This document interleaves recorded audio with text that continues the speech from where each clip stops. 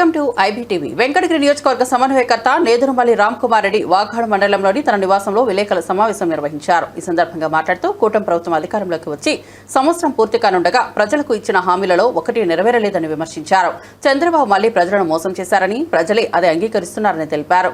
ప్రతిస్పందనగా వచ్చే నెల 7/4న రాష్ట్ర వ్యాప్తంగా 175 నియోజకవర్గాల్లో వెన్నుపోటు దినం నిర్వహించాలని జగన్ ఆదేశించినట్టు చెప్పారు. నెరవేరిన హామీలను ప్రభుత్వ అధికారుల దృష్టికి శాంతియుతంగా వినతి పత్రాల రూపంలో తెలియజేస్తామని చెప్పారు. పెన్షన్ల తొలగింపు, అమ్మఒడి, రైతు భరోసా, ఉచిత బస్సు సేవలు లాంటివన్నీ అమలు కాలేదని ఆరోపించారు. ఇక జగన్మోహన్ రెడ్డి దేవుడితో సమానమని, రాష్ట్ర ప్రజలందరికీ న్యాయం చేసిన నాయకుడిగా నిలిచారని అన్నారు.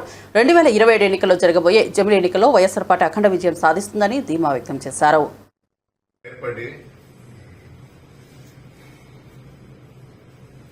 జూన్ 4కి అంటే ఇంకో 4 రోజుల్లో ఒక సంవత్సరం పూర్తి చేస్తున్నారు. ఈ సంవత్సరం కాలంలో ఏం సాధించారు, ఇచ్చిన హామీలు ఏమి నెరవేర్చారంటే ఏమీ కనబడుతుంది. ఇది ప్రతిపక్షంలో ఉన్న వైఎస్ఆర్ కాంగ్రెస్ పార్టీ తరఫున చెప్పడం కాదు, రాష్ట్రంలో ఉన్న ప్రజలు గుర్తించారు. మరీ ముఖ్యంగా తెలుగుదేశంకి ఓటేసి గెలిపించిన కార్యకర్తలు గాని, ప్రజలు గాని మళ్లీ మమ్మల్ని మోసం చేశాడు ఈ చంద్రబాబు నాయుడు గారు, వెన్నుపోటు పొడిచాడు అనేది ఒక నిర్ధారణకు వచ్చారు. అందుకే మా నాయకుడు జగన్మోహన్ రెడ్డి ఆదేశాల మేరకు రాష్ట్రంలో 175 నియోజకవర్గాల్లో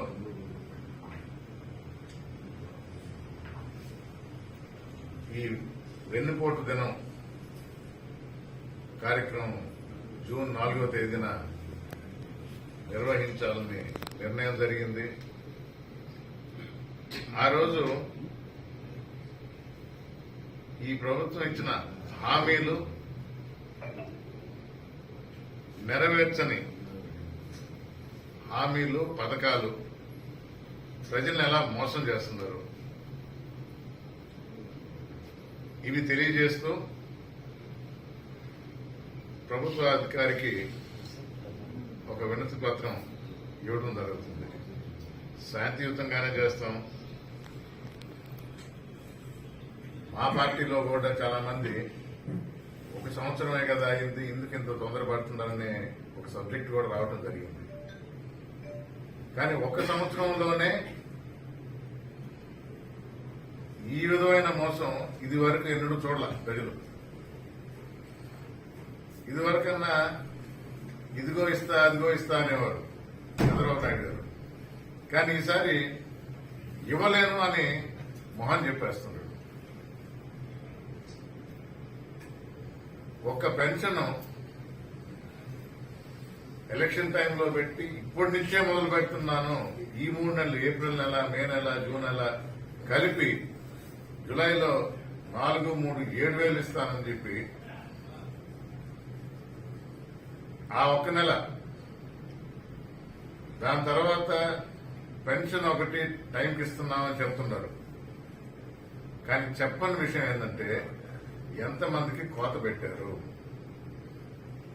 అర్హుల్ని ఎంతమందిని తొలగించారు, వైఎస్ఆర్ కాంగ్రెస్ పార్టీలో ఉన్న అర్హత కలిగిన పెన్షనర్స్ ని ఎంతమందిని తీసేశారు, ఆ లెక్కలు చెప్పడం. మా పార్టీ తరఫున మేము ఇస్తాం. ప్రతి ఇంటికి ఒక పిల్లాడికి కాదు, ఎంతమంది ఉంటే అంతమంది. చాలా ఫేమస్ అయింది డైలాగ్, నీకు 15, నీకు 15, నీకు 15, నీకు 15.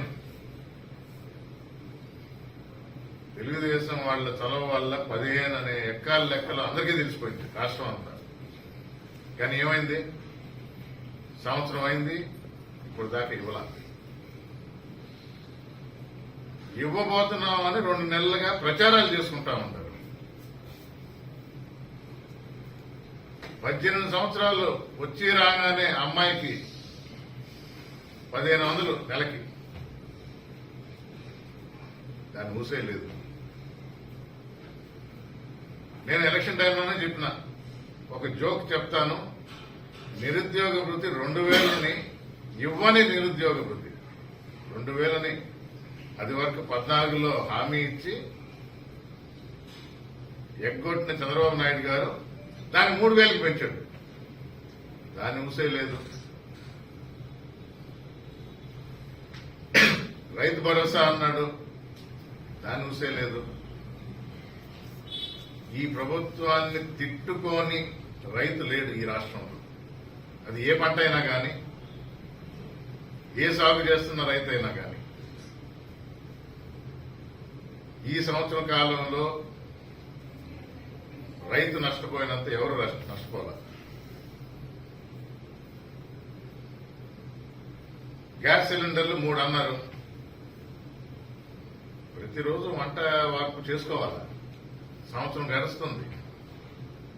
మీరు డబ్బులు కట్టండి, తర్వాత నేను ఇస్తాను. ఎవరు నమ్మటం లేదు చంద్రబాబు నాయుడు గారిని. ఫ్రీ బస్ అన్నారు. దానికి 3 నెలల ముందర ముహూర్తం పెట్టాడు. ఎలక్షన్ ముందర ఈ నెల నుంచే, ఏప్రిల్ నుంచే పెన్షన్ ఇస్తానన్న ఆయన సంవత్సరం అయిపోయింది. ఇప్పుడు మళ్ళా 3 నెలల ముందరకు పెడుతున్నారు. అది వచ్చేటప్పుడు ఎలా ఉంటుందో ఏంటో. అంటే మండలం పరిధి వరకే మీకు తిరగొచ్చా, మీ ఊర్లో నుంచి ఆ ఊరికి తిరగొచ్చా చూద్దాం. ఇలాంటి కండిషన్స్ ఎన్నో పెడతారు.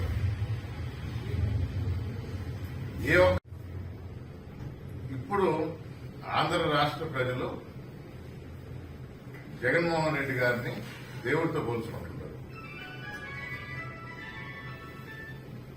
ఒకవేళ 40% ఓట్లు పడ్డాయి, మిగతా 60%లో కూడా తలుచుకోని వ్యక్తి లేడు. ఎందుకంటే ప్రతి ఇంటికి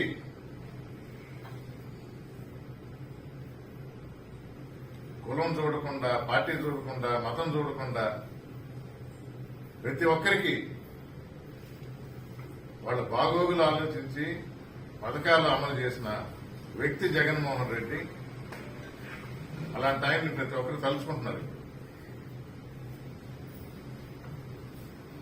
ఈరోజు ఎలక్షన్స్ పెడితే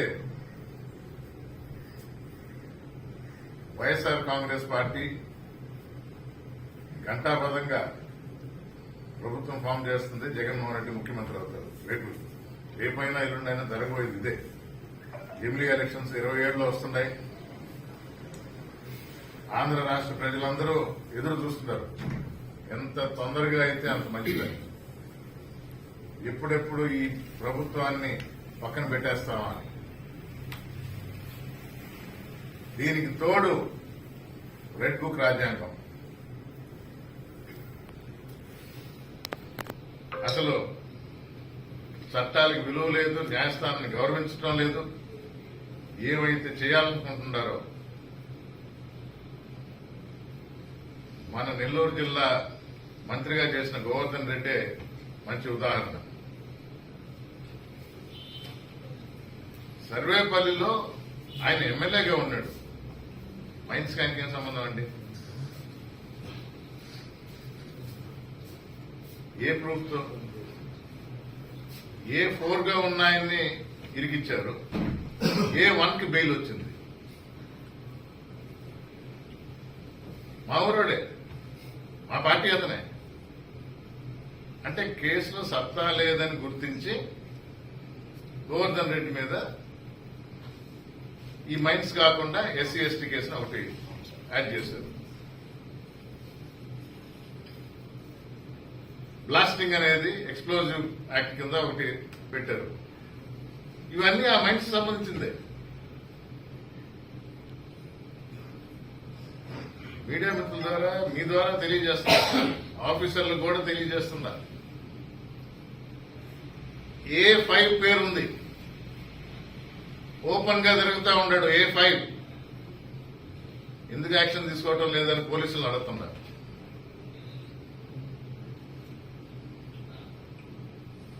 బెయిల్ కూడా అప్లై చేయాల A5.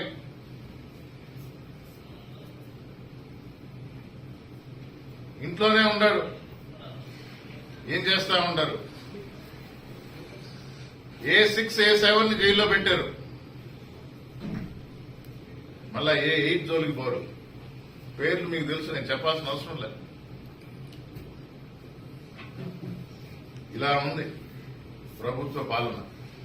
ఇవన్నీ ఎత్తి చూపించి రేపు 4వ తేదీ, అందుకే వెన్నుపోటు దినం, బాగా అలవాటైన ఆ పేరైతేనే వాళ్ళకి అర్థం అవుతుందని వెన్నుపోటు దినం ఈ నిరసన కార్యక్రమం చేసి ప్రజలకు అన్ని వివరాలు, అన్ని విషయాలు తెలియజేస్తాం. వైఎస్ఆర్ కాంగ్రెస్ పార్టీ కార్యకర్తలు, నాయకులు దీనిలో పార్టిసిపేట్ చేసి 175 నియోజకవర్గాల్లోనూ ఈ కార్యక్రమం చేపట్టారు. సుబ్రహ్మణ్యం కృష్ణనాయుడు అని తెలుగుదేశం